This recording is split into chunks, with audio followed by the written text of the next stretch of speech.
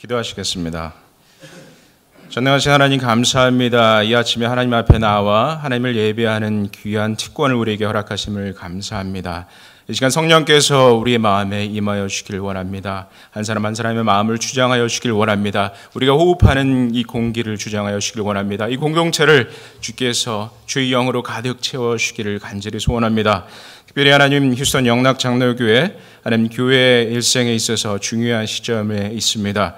하나님 목회자를 청빙하고자 지금 하나님 기도하며 준비하고 있습니다. 이 귀한 시점, 이 중요한 시점에 특별한 하나님의 간섭하심과 역사하심을 간절히 간구합니다. 이 시간 말씀을 통하여서 우리의 삶을 회복시키시고 하나님의 뜻을 구별하여 알며 또 우리의 나아갈 바를 발견할 수 있도록 주 역사하여 주시옵소서.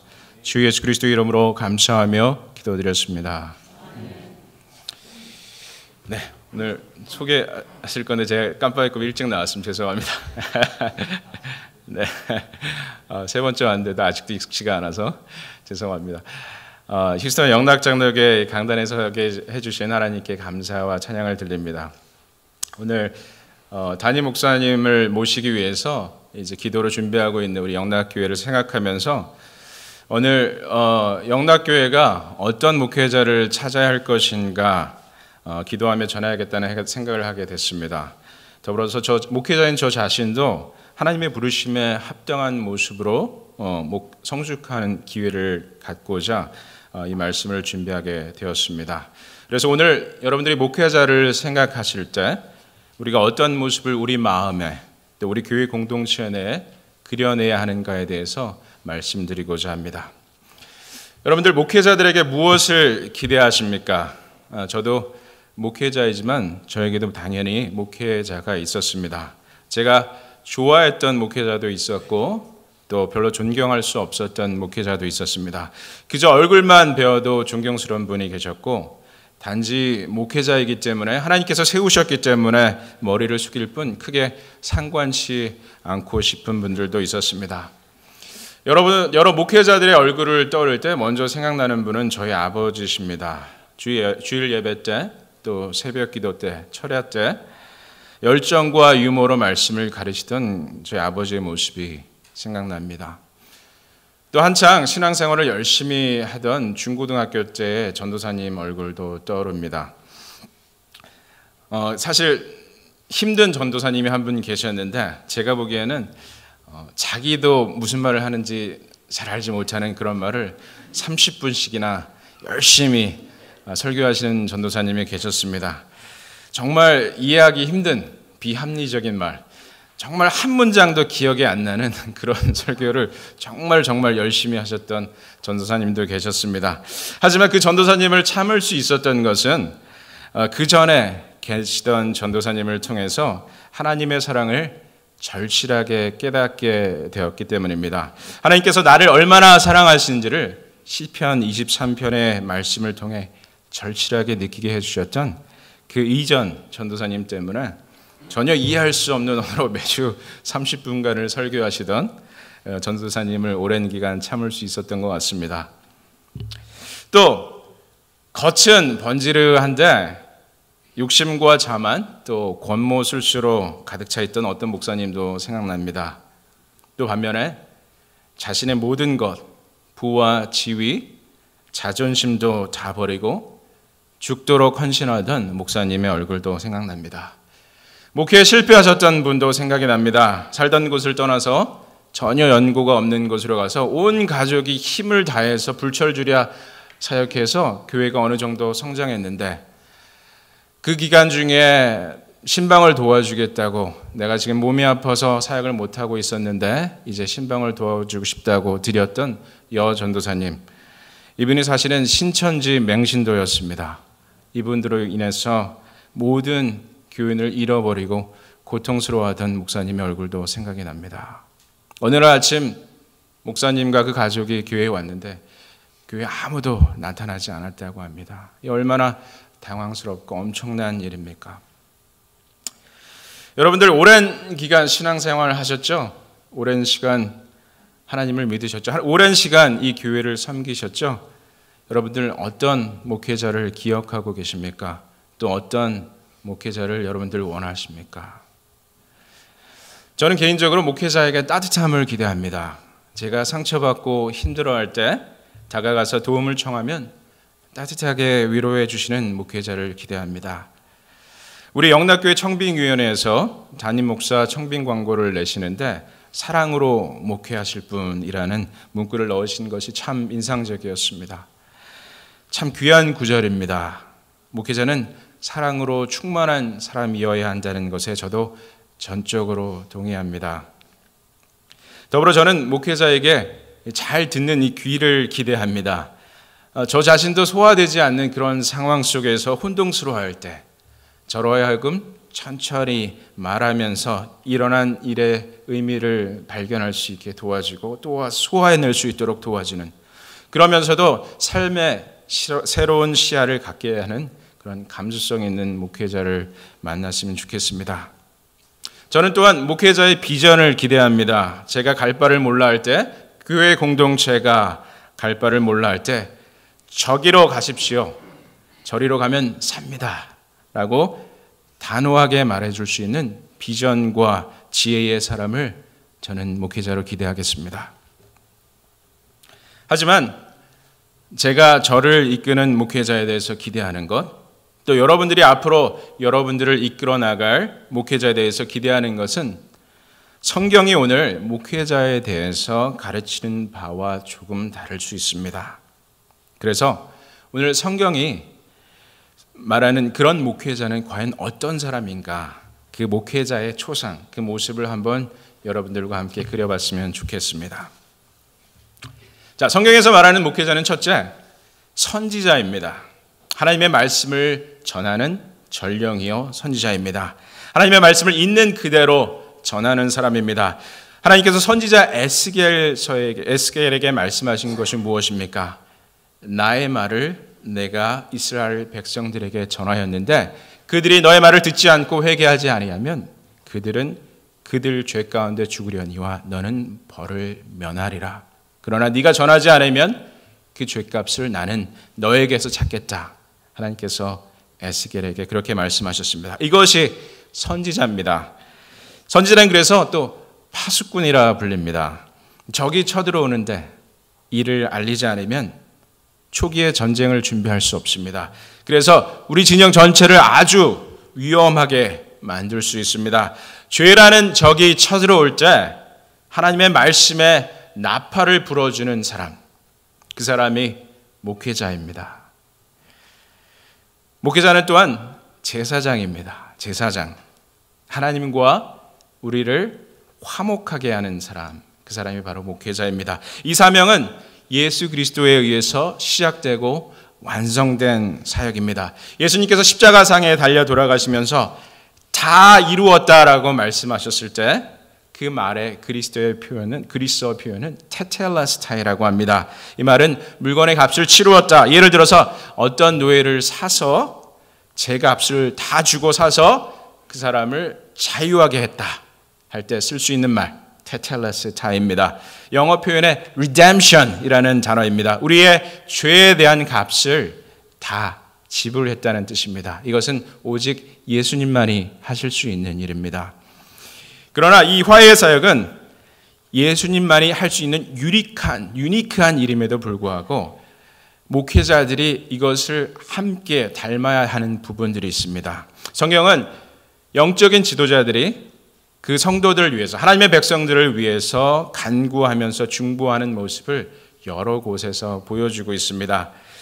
예수님께서 하셨던 대속의 사역은 할 수 없지만 성도들을 위하여서 간절하게 기도하고 중보하는 역할은 목회자에게 아주 중요한 사역입니다. 예를 들어서 아브라함은 그 조카 롯과 그 가족을 살리기 위해서 하나님께 간절히 간구했던 거 여러분들 기억하시죠?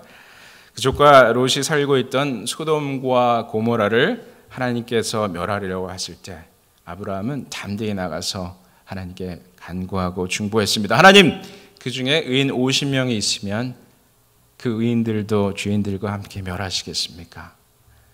아니니라. 내가 그 의인 50명을 인하여서 그 성을 남겨두리라 말씀하셨습니다. 아브라함은 다시 한번 용기를 내서 하나님께 간구합니다. 40명은 어떻습니까? 하나님께서 그것도 들어주셨습니다. 30명은, 20명은, 10명은 어떻습니까? 하나님, 저에게 화내지 마십시오. 딱 한 번만 더 죽겠습니다. 5명은 어떻습니까? 하나님께서 그 기도도 들어주셨습니다. 하나님은 그런 아브라함의 간구를 들어주셨습니다. 여러분들, 모세는 어떻습니까? 모세, 시내산에 올라가서 하나님께로부터 십계명을 받고 있는 동안 남도 아닌 자기 형이 사람들과 더불어서 금송아지를 만들고 그것을 절했습니다. 하나님의 뜻을 가장 잘 알고 있어야 할 사람 중에 하나인 아론이 이런 일을 행했습니다. 하나님은 무척이나 화가 나셨습니다. 그래서 이 백성들을 내가 멸하겠다라고 하나님께서 모세에게 말씀하셨습니다. 그때 모세가 하나님께 간구하죠.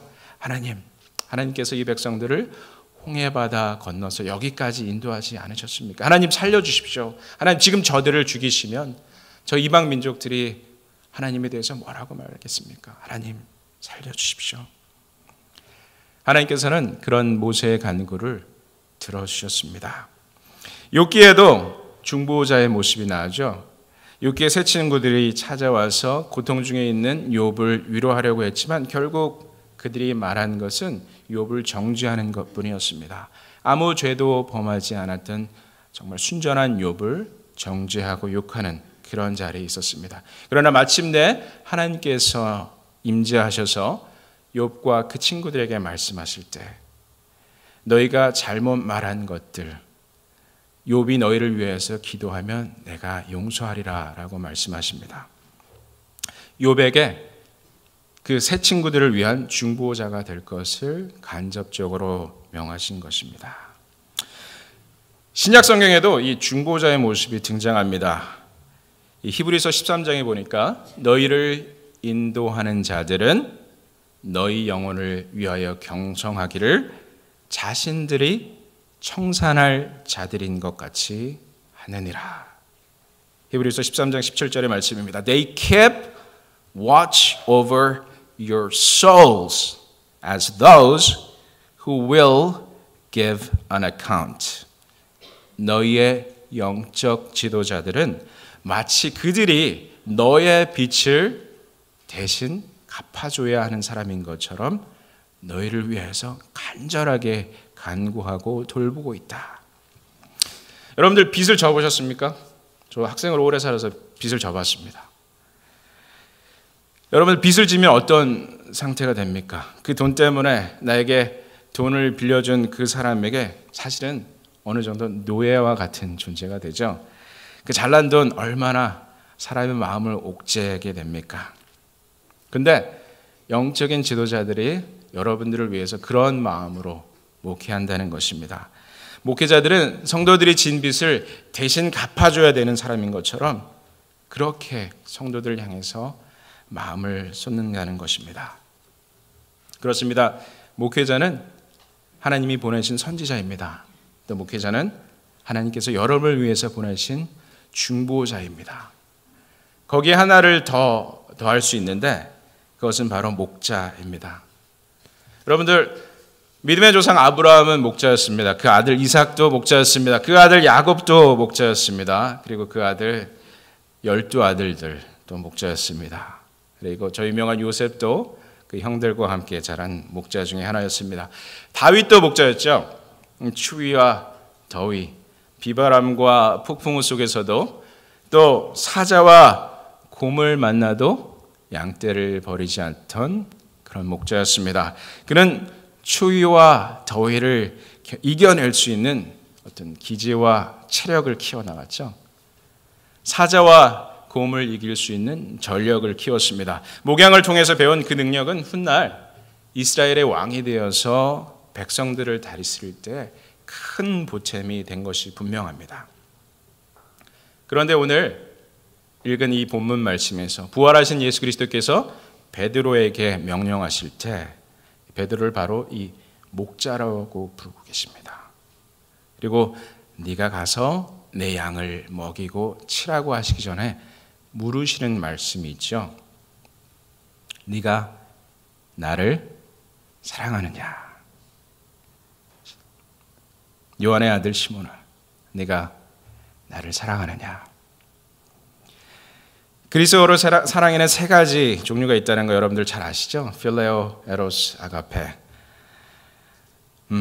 여러분들이 세 가지에 대해서는 많이 들어보셔서 주저합니다. 그런데 이 세 가지 사랑의 구별이 여기 나옵니다. 물론 에로스는 나오지 않습니다. 그러나 아가페와 필레오가 나옵니다.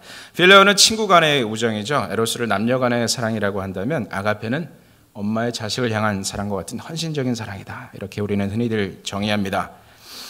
자, 예수님께서는 이 세 가지 사랑 중에서 베드로에게 물으실 때 네가 나를 아가페의 사랑으로 사랑하느냐라고 물으셨습니다. 네가 나를 전적으로 헌신적으로 사랑하느냐라고 물으셨습니다. 하지만 베드로는 주님, 제가 주님을 아가페의 사랑으로 사랑합니다라고 말하지 않았습니다. 주님, 저는 주님을 필레오의 사랑으로 사랑합니다. 이렇게 말했습니다. 자, 필레오가 어떤 사랑입니까? 신약 성경에 이 필레오를 이해할 수 있는 좋은 예가 등장하는데 바로 바리새인들이 예수님을 비판할 때 나오는 단어입니다.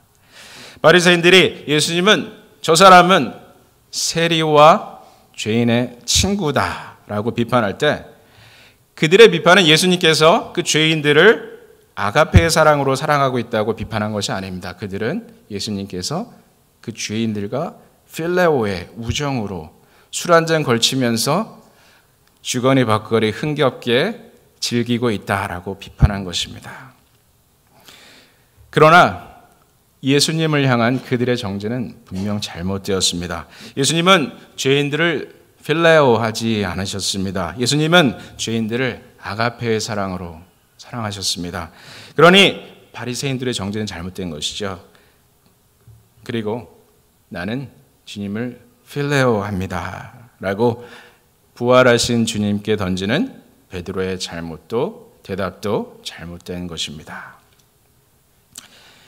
예수님께서 그러한 베드로에게 두 번째에도 네가 나를 아가페의 사랑으로 사랑하느냐 물으셨습니다. 하지만 베드로는 여전히 나는 주님을 필레오의 사랑으로 사랑합니다 라고 대답합니다.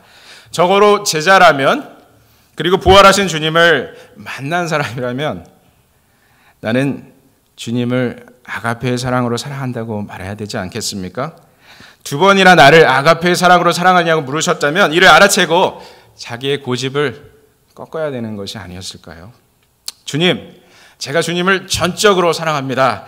온 마음과 충성을 다해서 주님을 섬기겠습니다 라고 말했어야 되지 않겠습니까? 하지만 베드로는 그렇지 못했습니다. 베드로가 둔한 것인지 잘 듣지를 못했던 것인지 아니면 예수님을 아가페할 자신이 없어서 그랬던 것인지 예수님을 부인했던 자신의 모습이 한스러워서 감히 내가 예수님을 아가페의 사랑으로 사랑하겠습니다라고 말하지 못했던 것인지 우리는 알지 못합니다. 대신 오히려 그 자리에서 베드로가 아닌 예수님께서 당신의 언어를 바꾸십니다. 네가 그럼 나를 필레오하느냐. 그것이 바로 세 번째 물으신 네가 나를 사랑하느냐 하는 단어입니다. 여러분들 오늘 목회자의 모습을 생각하면서 저는 그런 생각을 해봤습니다. 어쩌면 목회자들은 오늘 이 베드로처럼 그 많은 교육과 훈련에도 불구하고 예수님 앞에 감히 내가 주님을 아가페의 사랑으로 사랑합니다 라고 말할 수 없는 부족한 인간들인지도 모릅니다. 실패하고 실수한 목회자들의 흉한 모습은 미디어에 늘 크게 보도됩니다.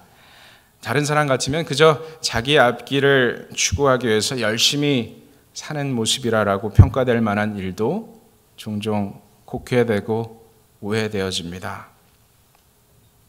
목회자들은 오늘 본문의 베드로처럼 내가 주님을 아가페의 사랑으로 사랑합니다라고 말할 수 없는, 차마 말할 수 없는 부족한 사람들인지도 모르겠습니다. 그러나 또한 내가 주님을 아가페로의 사랑으로 사랑합니다 라고 말할 수 없을 만큼 인간의 연약함을 알고 있는 사람들인지도 모릅니다.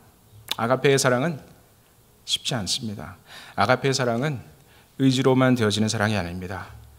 아가페의 사랑은 그렇다면 과연 어떤 것입니까? 오늘 예수님께서 우리에게, 예수님께서 베드로에게, 예수님께서 목자들에게 요구하시는 그 아가페의 사랑, 그것에 대해서 좀 말씀드리고 말씀을 맺고자 합니다.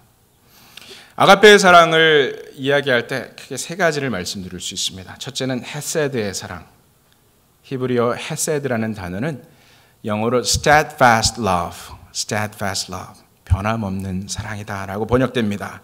오랜 기간 변치 않는 사랑을 의미합니다. 남녀가 사랑에 빠지면 허니문 피리어드라는 게 있죠. 무슨 말을 해도, 무슨 일을 해도 다 멋있고 다 예뻐 보이고 그런 기간입니다. 모든 것을 다 받아들일 수 있을 것 같은 기간입니다. 서로에게 많은 것을 기대하지만 나의 그 모든 기대가 다 만족되고 있다고 믿는 기간이 바로 이 허니문 피리어드입니다. 그러나 이 기간은 곧 지나가 버리고 맙니다. 허니문 기간일 수 있는 것은 새로운 것을 접할 때 우리에게 발생하는 화학적 반응 때문입니다. 그리고 그 화학적 반응은 어느 정도 기간이 지나가면 사라지고 맙니다. 여러분들 냄새가 가득한 방에 들어가서 오래 있으면 어떻게 돼요? 그 냄새가 코에 익숙해져서 더 이상 냄새를 맡을 수 없게 되죠. 음식 냄새가 집안에 가득할 때 처음에는 음식 냄새를 맡다가도 나중에 맡을 수 없게 되는 것처럼 우리가 그런 상태에 빠집니다. 이 화학적인 반응은 시간이 흐르면 사라지죠. 사실 목회자의 교회의 관계도 이런 경우가 많이 있습니다. 목회자가 처음 왔을 때는 대개 한 3년 허니문 기간이 이어집니다. 성도들이 목회자의 모든 것을 이해하고 사랑하고 또 목회자도 그렇습니다. 그러나 이 기간이 지나면 단점이 보이고 불만들이 생기기 시작합니다. 우리가 잘못 목회자를 모셨구나, 실수했구나 하는 생각들도 하게 되고 우리의 필요가 채워지지 못하고 있구나라는 생각들도 하게 됩니다. 그렇다면 3년마다 목회자를 바꿔야 합니까? 아니면 목회자들도 3년마다 교회를 옮겨야 합니까? 여러분들 3년마다 결혼 다시 하시겠습니까? 그렇지 않습니다. 사랑은 감정적인 면도 있지만 의지적인 면도 있습니다. 내가 저 사람을 사랑하겠다고 결단하는 순간 그 사람에 대한 태도는 바뀔 수 있습니다. 여러분들 감정은 객차와 같다 이런 말씀 지난번에 한번 드린 적이 있는데 감정은 기차의 객차와 같습니다. 객차가 달려있든 없든 기관차는 달릴 수 있습니다. 저 사람이 내 배우자다라는 사실이요 또한 지식입니다. 이것이 바로 기관차입니다. 나는 저 사람을 사랑하겠다라고 결단하는 것은 그렇다면 기관차 뒤에 달려있는 연료차입니다. 기관차가 아무리 뛰어나도 연료차 없이는 달릴 수 없습니다. 내가 저 사람을 향해 애틋한 마음을 갖고 있다라는 이 감정은 없다가 생길 수도 있고 있다가 없어질 수도 있습니다. 그러나 우리는 모든 것을 감정에 따라 결정하지는 않습니다. 자, 아가페의 사랑은 이렇게 변함없는 헤세드, steadfast love입니다. 아가페는 또한 히브리어에 라캄이라는 단어가 있습니다. 라캄이 무슨 뜻이냐? 라캄은 히브리어로 태아가 들어있는 그 태를 말합니다.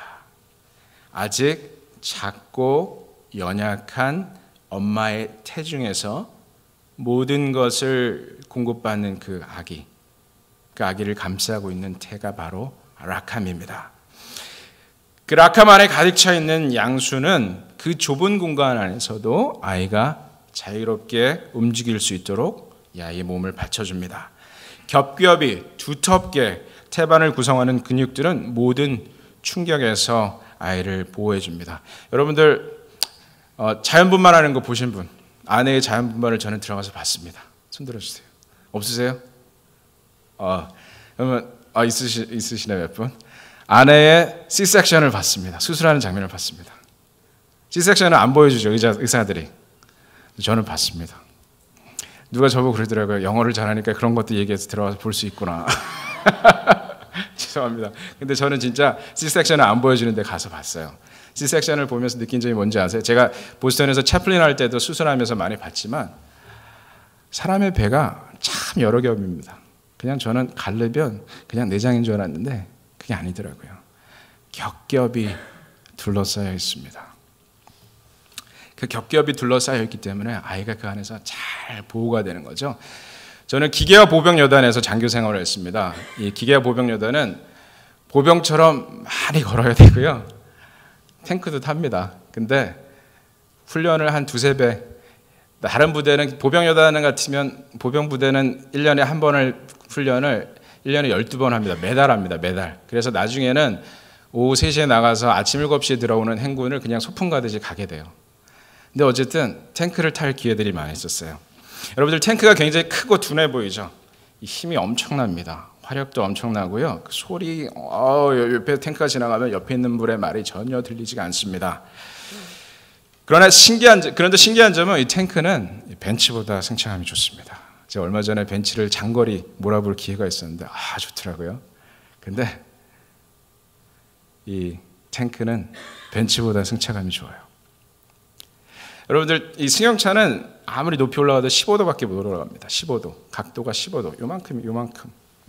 15도 얼마 안 돼요. 그거 넘어가면 승용차는 못 올라가요. 탱크는 30도까지 올라갈 수 있습니다. 탱크, 여러분들 비포장도로 차를 타고 달려보셨습니까? 차가 막 흔들리죠. 탱크는 굉장히 험한 지역을 다니는데도 그 안에서 별로 흔들림을 느낄 수가 없습니다. 왜 그런지 아십니까? 그 튼튼한 몸과 군인들이 들어있는 캐빈, 그 사이에 기름이 있습니다. 두꺼운 기름이 있어요. 그래서 그 기름이 이를테면 승객들이 타고 있는 그 캐빈은 이 기름 위에 둥둥 떠 있는 겁니다.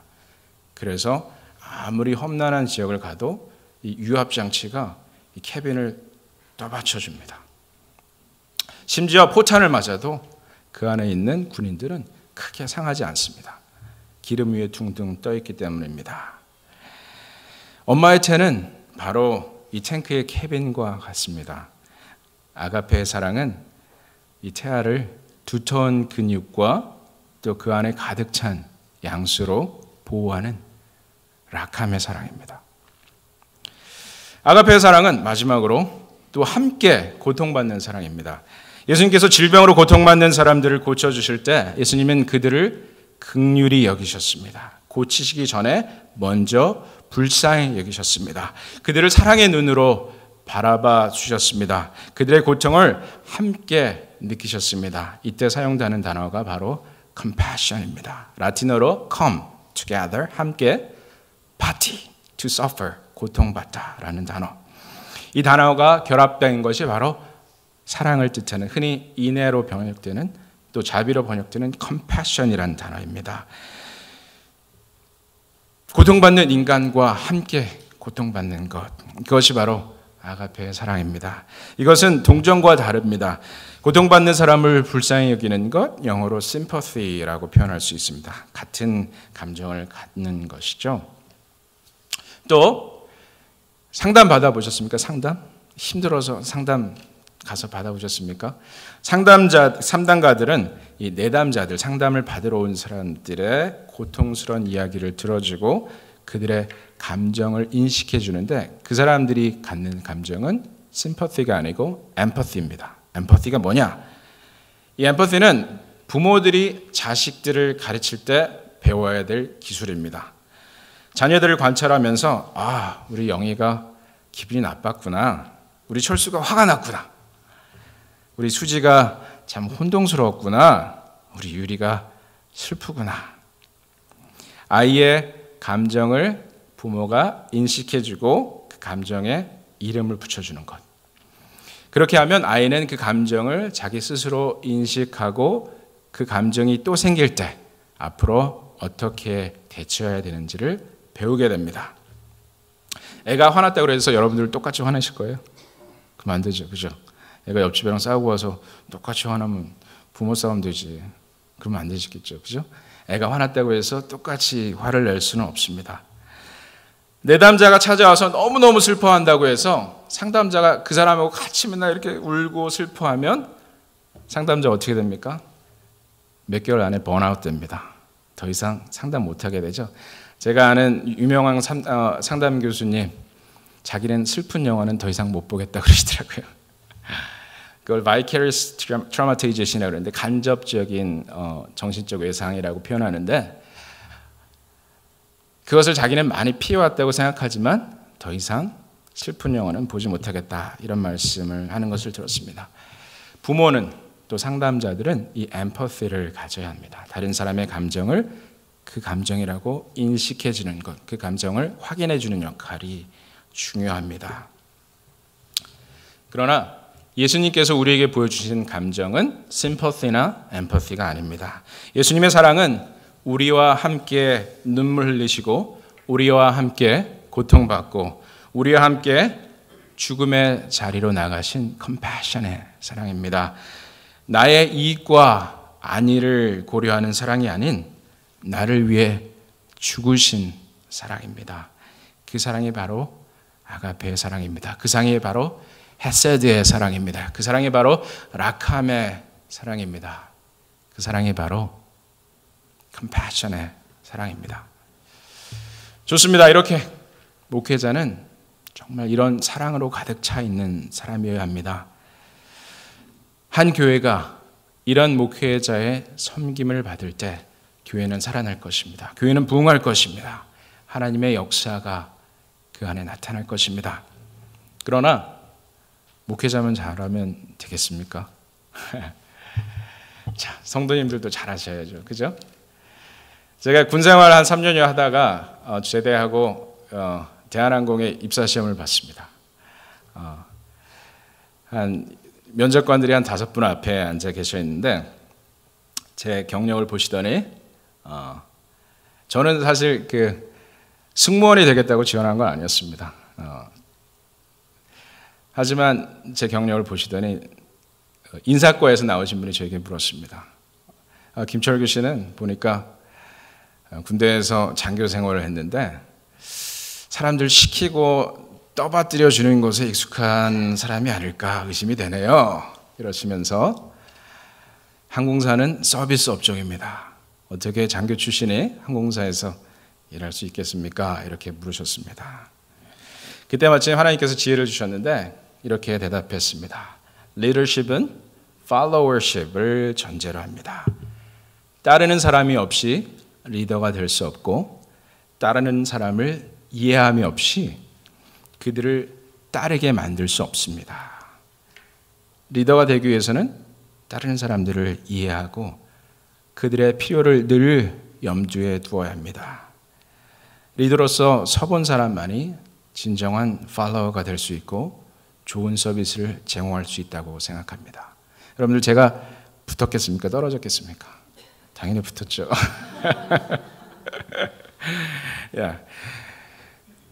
항공기 승무원으로 지원한 것은 아니었지만 회사 내의 분위기라는 것이 있으니까 인사과에서 나오신 분이 그렇게 물었던 것 같습니다. 그리고 제 대답은 면접관들을 만족시킨 것이 분명합니다.